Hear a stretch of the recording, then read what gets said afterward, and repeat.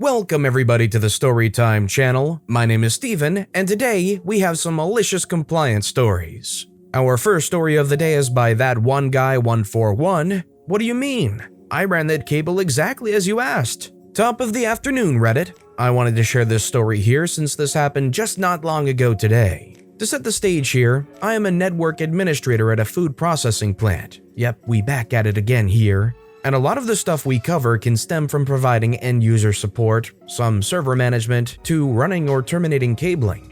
Between myself and my partner in crime, there's a lot we have to cover, and along with that, a lot of shenanigans that I've shared with you all here on this subreddit. So this all started about a couple of weeks back when one of the managers I run across spoke with Boss Man about getting an IP conference phone installed in his office. It's the kind of IP phone that has a large speaker integrated with a dial pad and screen.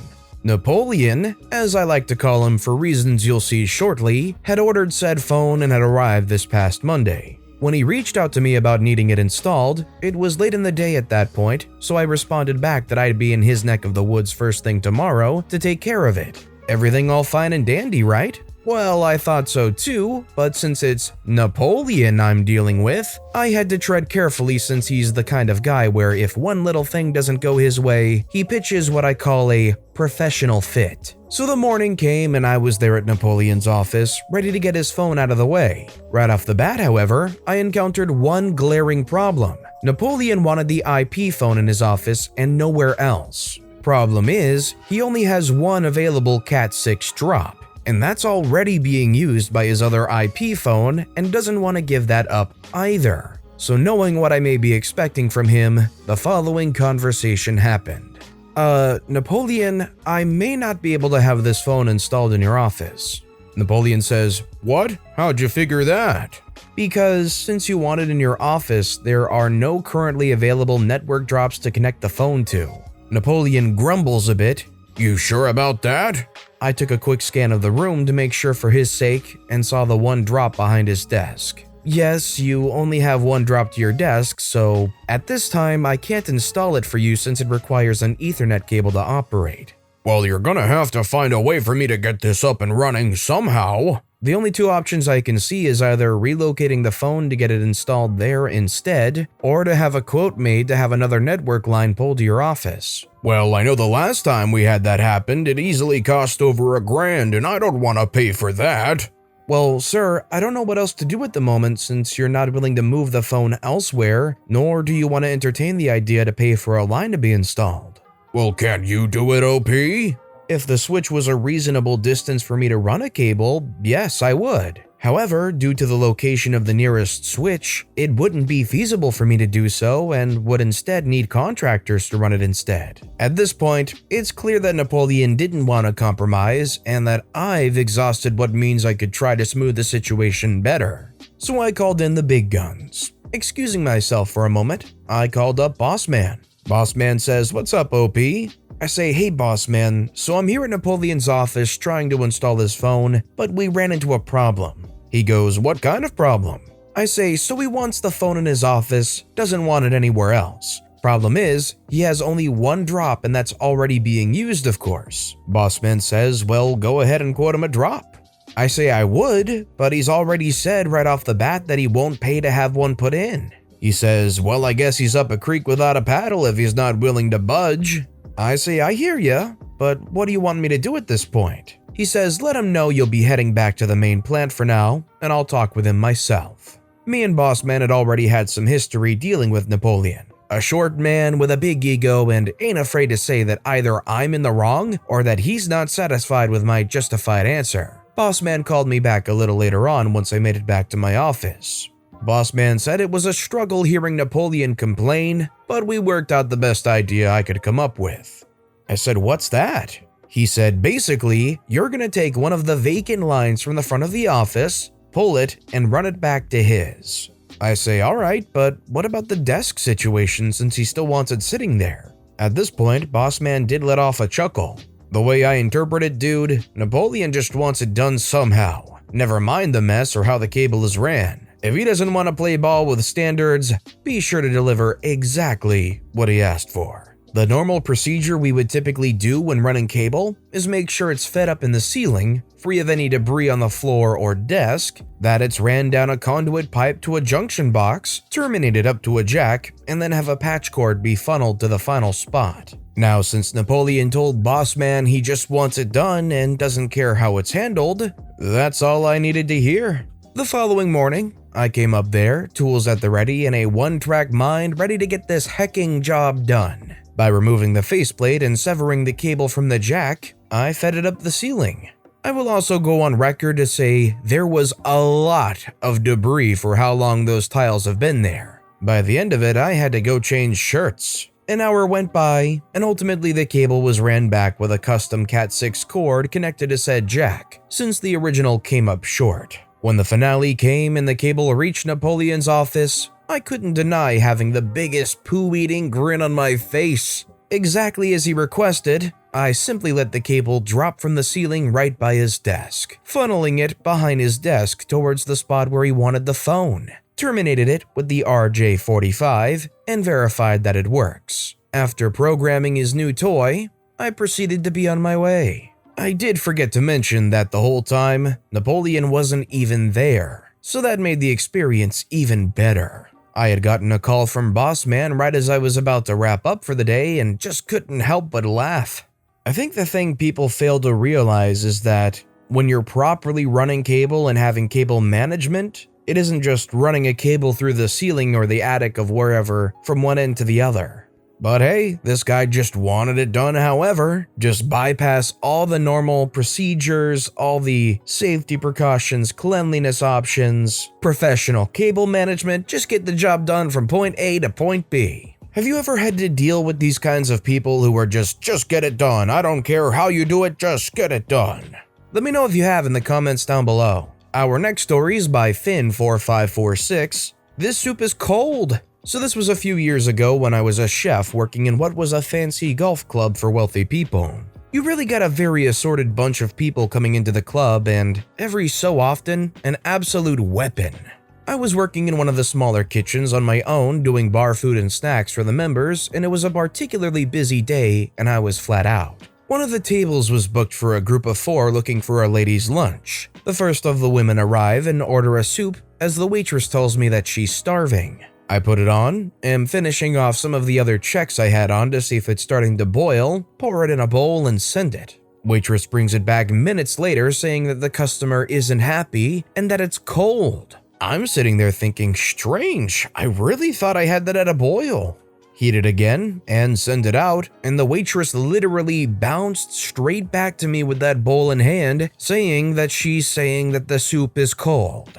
It's an open table, and I look over to see this woman in her late 60s who's still alone at the table with this look of disdain on her face, like I was the help and had ruined her day by existing. Now, if you've worked in the service industry, you know Karens are everywhere, and I've always been of the approach of deflect and give them what they want. Now I put the soup back on and get it to a racing boil. Grab a bowl from the bottom of the hot press and have the waitress standing there waiting so it's served and straight out. The poor waitress comes back minutes later with, "I'm so sorry, she's saying that the soup is cold." I glance over and see that she's still sitting there with this look on her face. Now I'm starting to get pretty pissed off. It's not like dealing with this woman was the only thing I had on either. It's the middle of a busy lunch rush with loads of orders coming in, and this is messing up any flow I am getting going. So I put more soup on. This time I've got it on the hottest hob. I've also banged the soup bowl into the oven and cranked it up to 300 degrees. Once the soup has been at a racing boil for a couple minutes, I pull the bowl and it's like lava. Pour the soup in, and it's so hot it's still boiling in the heat of the bowl as the waitress takes it to the table. Now the other guests on the booking have arrived and they're all sitting there chatting away, and she, without even looking at the bowl, picks up a spoon and goes for it. As soon as the soup hits her tongue, she lets out the most almighty scream, and it's carnage. People running all over the place with ice and cold water. She's throwing a fit that I've tried to kill her with soup. When the dust starts to settle, taken to the general manager's office and am getting heck, I ask them to grab the waitress I've been working with and get her to tell them what happened. She backs me up the whole way and ended up just getting a, "Don't be smart and don't try to kill any more members, please." That is the one and only time in a 12-year career in some very good establishments I have ever messed with someone's food. As great as it was to get payback on this Karen, that is one of the biggest no-nos you can do in any kind of food service. That's the kind of thing where if the Karen was dumb and spilt the food on themselves, they could have gotten some serious second or third degree burns. And when your server at an establishment serves the food that's so hot that it burns you like that, that's how you get $1 million McDonald's lawsuit. There's a reason there's actual legal limits for how hot you can make food that you serve. This next story is by Firestorm001. Give well in advance notice for vacation? You got it. I had graduated with a master's in engineering degree in the USA. As an international student, I had 90 days to find a job or leave the country. So when I received my first job offer, the only in 2 months, I was very excited and took it to stop the 90-day countdown.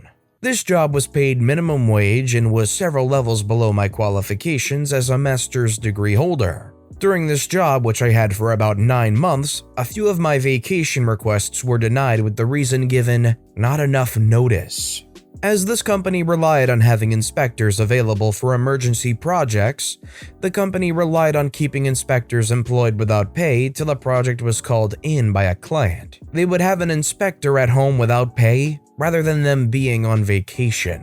I needed vacation, it was the month of October, to celebrate my girlfriend's birthday. This time I had wised up and asked for a vacation 1.5 weeks earlier. The week I needed vacation, I followed up with my supervisor, he checked with the project manager, who proceeded to tell me the request was denied, as I didn't give enough notice and also didn't follow up earlier, so they could make arrangements for my replacement. I didn't get the day off to spend with my girlfriend.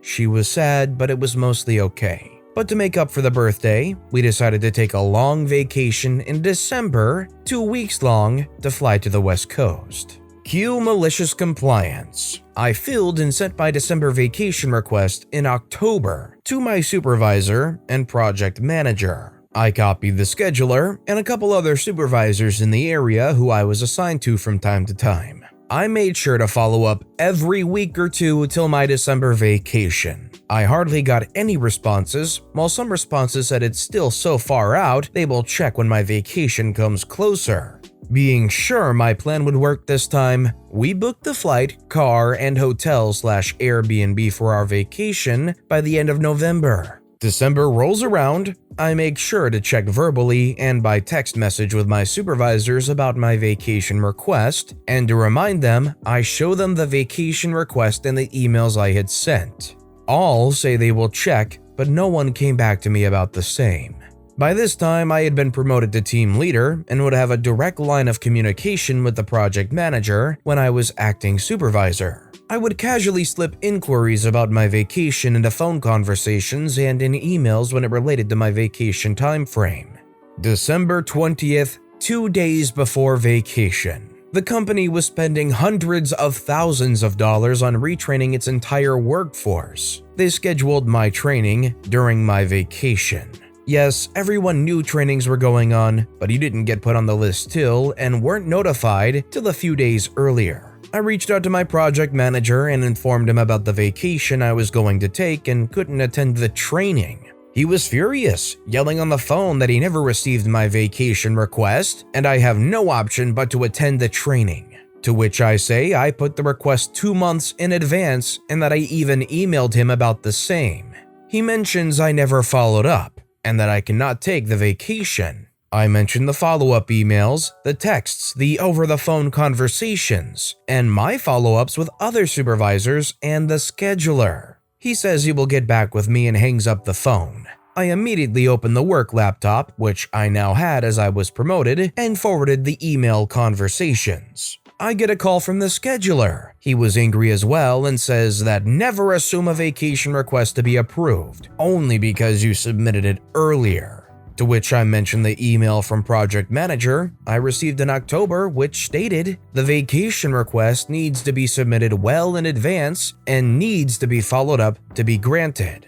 He says my chances of getting the vacation are very slim and I should better attend the training as only trained staff will be kept employed. Then he hangs up. I get a call from my project manager about 15 minutes later who is calm by now, asking me to cancel my vacation. My girlfriend by this point was furious and heartbroken at the same time. I assure her we will be going on this vacation even if it means I have to quit my job. She wasn't thrilled with that either, as this would mean the 90-day counter to get a job would resume and we wouldn't be able to enjoy the vacation. To my project manager, I say canceling my vacation means canceling all the flight bookings and all reservations. He goes back in rage mode saying how unprofessional I was and that I should have never have made reservations till the vacation got approved. In my mind, whatever dude, last-minute reservations cost too much to afford and are never convenient. He says he will call me back. 30 minutes later, he had made arrangements for my training to be in the next class, which was tomorrow, 2 days till vacation. It was an accommodation, food, travel, everything paid training. I agree, go to training, get paid for 8 hours for both days of training, free food and everything. Training venue is 150 miles away. They pay us 45 cents per mile.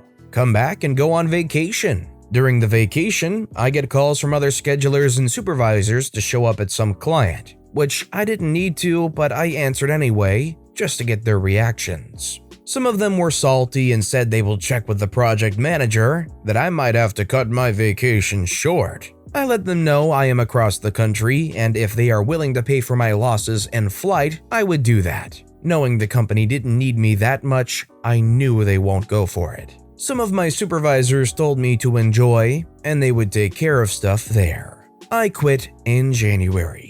Well, if that isn't one of the worst offenders I've ever heard of companies trying to take advantage of their workers, paying minimum wage, making you sit around at home with no wage even coming your way, refusing you vacation because you asked for it a week and a half in advance, and then when you ask 2 months in advance, they say, no, that's far too in advance. We'll check in within, within like 2 days of the vacation date. I think OP needed to quit there regardless. But with that being said, that's all the time we have for today. So if you have a favorite story of the day, let me know which story and why in the comments down below. But besides that, if you enjoyed the video, please consider giving it a like, and if you haven't, subscribe and turn notifications on so you'll never miss an upcoming video. No matter what you do, whether it's just viewing the video, liking, subscribing, turning notifications on, I appreciate the heck out of it. Every little thing that you do helps the channel grow that much more, and I can't thank you enough for it. So until next time, I hope you all have a wonderful day, and I'll be right here next time on the Storytime channel.